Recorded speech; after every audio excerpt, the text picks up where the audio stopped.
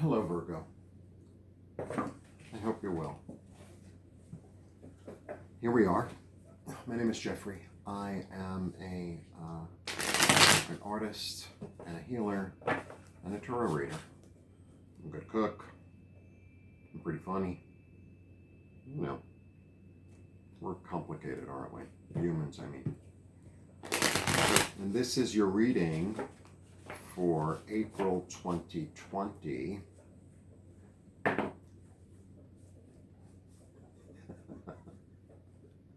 It's a seesaw. It's a seesaw. And I hope you're hanging in there. I'm sure you are. Virgo is a very level-headed sign. Okay.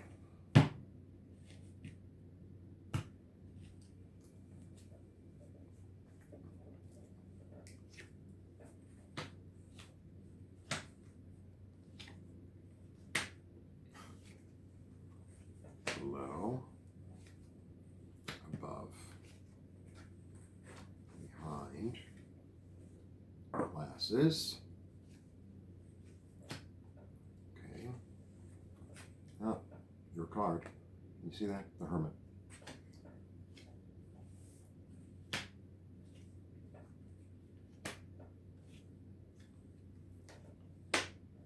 Okay. All right.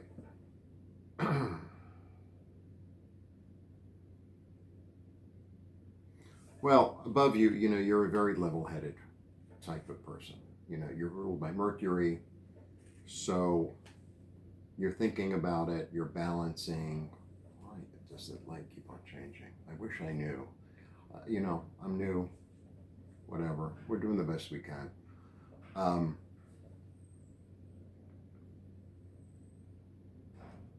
So you're juggling. This is not the time to spend money you don't have. This is the time to be frugal. This card comes up for every single reading. It's like surreal. It's like surreal. Because I shuffle and I shuffle. This is a good time to get involved in some sort of creative project. This is a good time to hone your skills. This is how you're going to get through it. You're going to hone your skills. You're going to do something that you either do already or you're going to learn something new. That's the way through this. Keep busy. Keep busy. That's really the way through it. This is mastery. This card is about mastery. It's also the Apprentice. This is about, working diligently. And you are a very diligent worker. That much I know. Your card came up, which is the Hermit, which is all about inner wisdom. It's all about reflection. It's all about being in touch with one's own soul, letting one's own light guide you.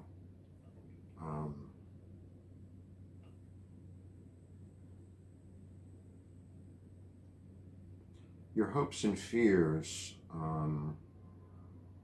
you could also get involved in some sort of group project. I think a group project would actually do you well. So I know we don't see each other physically anymore, but you can email someone or call someone or video with somebody. That, because you bring something really important to the table. You bring a stability and you bring a solidness and a clear thinking that others might not have. Others might not have.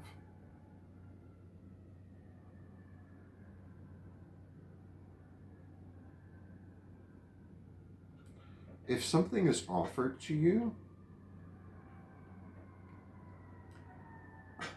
I would suggest that you take it. Whatever it is. Sometimes it's like, I would suggest that you take it because you have an offer here and an offer here. And this card used to come up for me all the time. Yeah, I hear the ambulances too. This card used to come up for me all the time, and sometimes I'll tell you a story. I used to make t-shirts for a long time. And I gave one to somebody as a gift. And they gave it back to me. And I have to tell you, it was like one of the most hurtful things that anyone had ever done. It was like, I'm trying to offer myself to you, and you're saying no. You know, even if you, let's say you give somebody a gift, you know, or, you know, somebody gives you a gift, it's like, what the fuck is this? And don't give it back. It's not gracious. It's not gracious. So I feel like if someone offers you help in some way, allow them. Just say thank you. You know, it might not be anything you can use. It might not make any sense, but everyone's doing the best they can do. We're all doing the best we can do right now. So just be gracious, and it also might be that someone's offering you help that you've been like, I got it.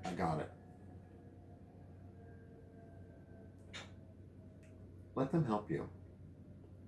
Even if it's not helpful, let them help you.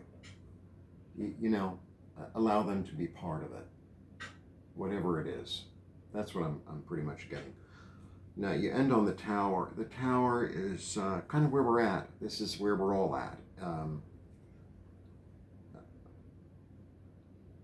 The good news about the Tower, okay. If you look at the card, you see the card here? Looks like 9/11, blah, blah, blah, Tower of Babel. In spite of this catastrophe, there are little tiny flames, you see? Those are yuds. The yud is the smallest and the most powerful letter in the Hebrew alphabet. The yud is a 10. It's the spark. It's the beginning. The yud is a very, very holy letter in Judaism. It's like the first letter in the name of God. It's the first letter in the name of Jeremiah, and it just goes on and on. It's the smallest and the most powerful letter because it's a spark. It's the seed. So in spite of everything disintegrating, and which is very perplexing and very I have Virgo rising, so I get it. You know, you like to have things in order, you like to know where things are, you like to have like a little thing going on. You know, I get it. I totally get it. That's just not the reality now. That's just not the reality now. So out of the explosion, out of the chaos, little seeds are being planted. You know, there are certain trees that they need the fire. They need the fire so that their seeds can grow and multiply, and there can be more little trees of whatever kind of tree it is. I don't know what kind of tree it is. You know. I watch a lot of nature documentaries, but I get them all confused. Is that a fish? Is that a wolf? Is that a gorilla? Yeah, I get really confused. But sometimes destruction, well, chaos leads to creation. Okay, now we're going to do the Goddess Guidance Oracle cards. This is so exciting. I know you're excited. Hold on to your hat. Hold on to your hat. Okay, we're going to get glare in the glasses because, you know, the lighting is fantastic.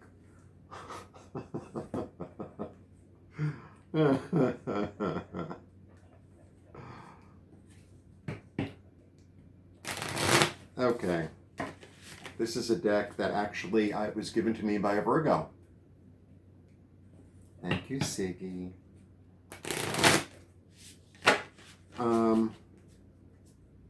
And we're gonna, you know, it's the time of the goddess. Obviously, Earth is in charge. Obviously, Mother Earth is in charge. There's no getting around it. There's no getting around it.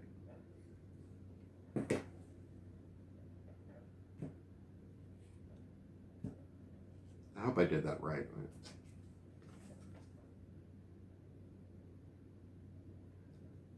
Yamanya, African goddess.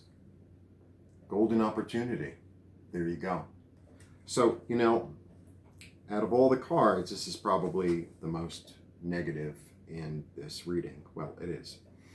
But like I said, out of chaos comes rebirth.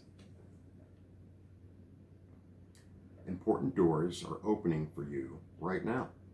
Walk through them. That's the most hopeful. That's the most hopeful goddess that I've had so far in all the readings. So, if you contemplate and meditate and go inside, and you think, what can I bring? What can I bring? Virgo is very efficient, very clear-headed.